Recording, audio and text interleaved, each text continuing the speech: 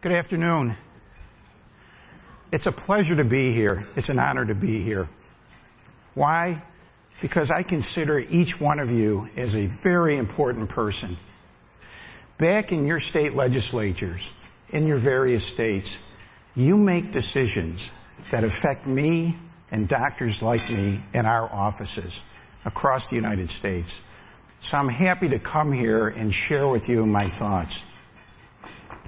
Over the years, I've learned and truly have begun to appreciate what you're trying to do and how truly difficult your job is. Today, what I will be doing in the few minutes that I have is focus on evidence-based medicine and its application to prescription drugs. I only have a few minutes, so I will focus on the power of the study, and we'll get into that.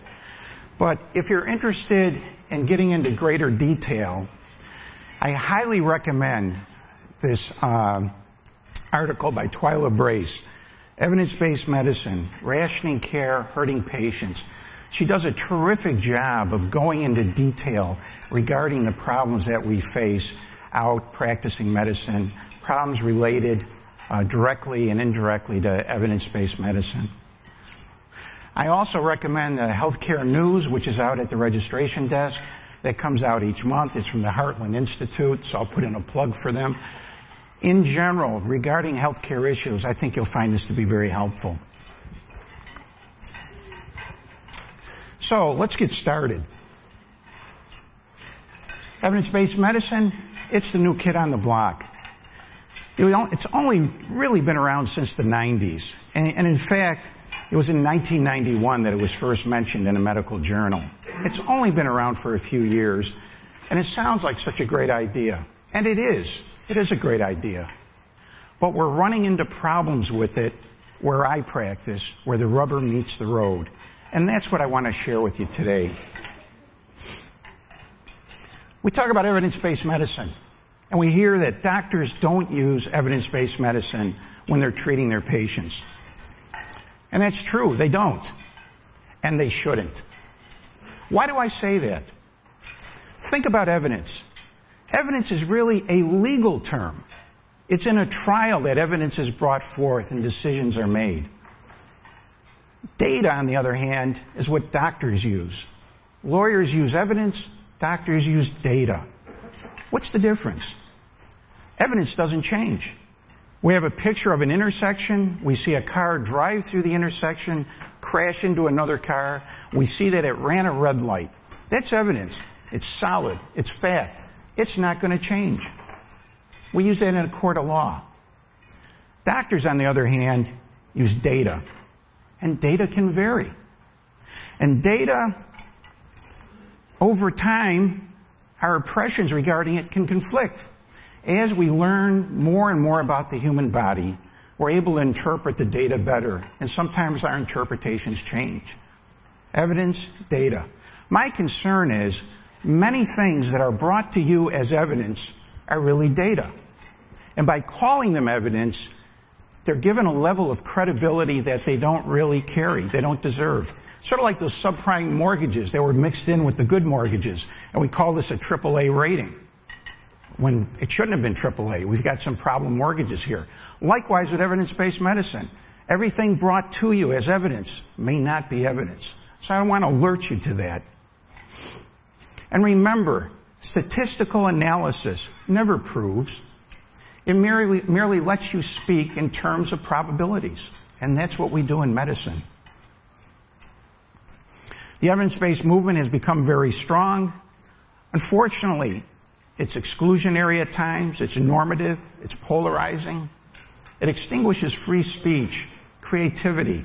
I have been on rounds with young doctors, interns, and residents.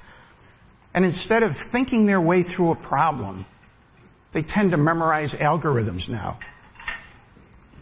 When I and Congressman Price were going to medical school, we didn't talk about evidence, did we, Congressman? We talked about, what did the literature show? What's the data? What did the lab show? What does Dr. Miller think? What have we done in the past? We didn't stand there and say, what's the evidence?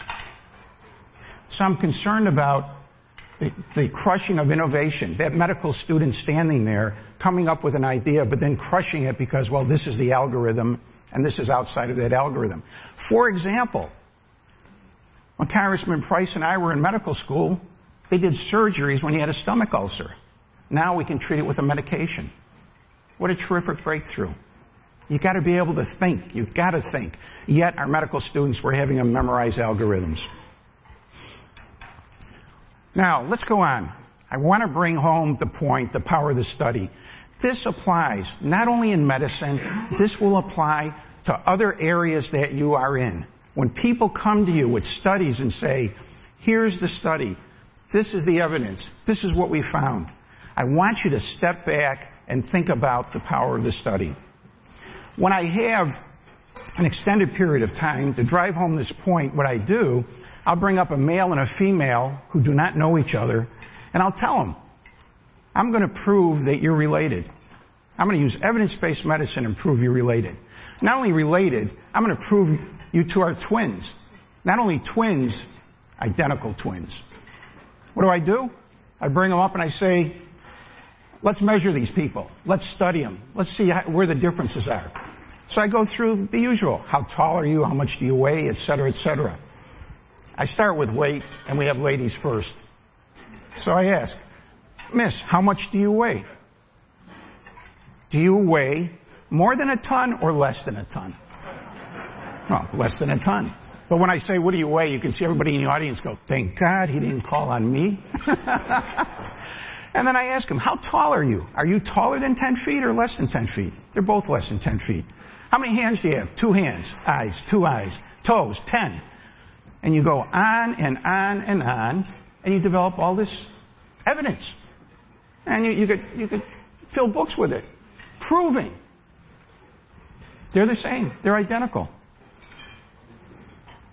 What we see happening today in studies that are underpowered, we have people saying, we found no difference. Then they make the bold step. They take the bold step. Therefore, there is no difference.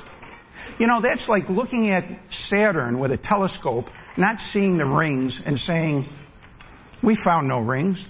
Therefore, there are no rings. That's like looking at a drop of pond water with a microscope and saying, we found no bacteria.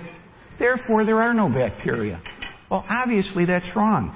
That telescope was not powered strong enough to see those rings. That microscope did not have enough power to see that bacteria.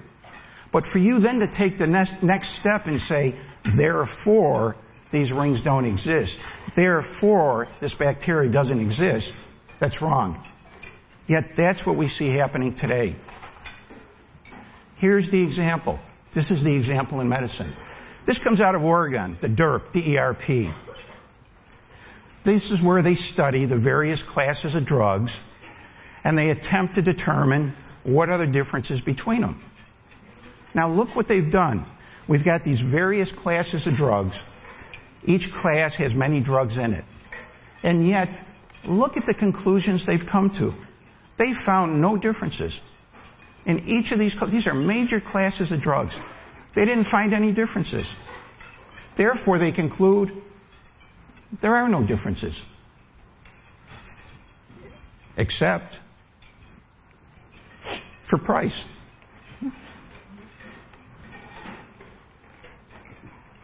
There we go. We don't find any difference other than price.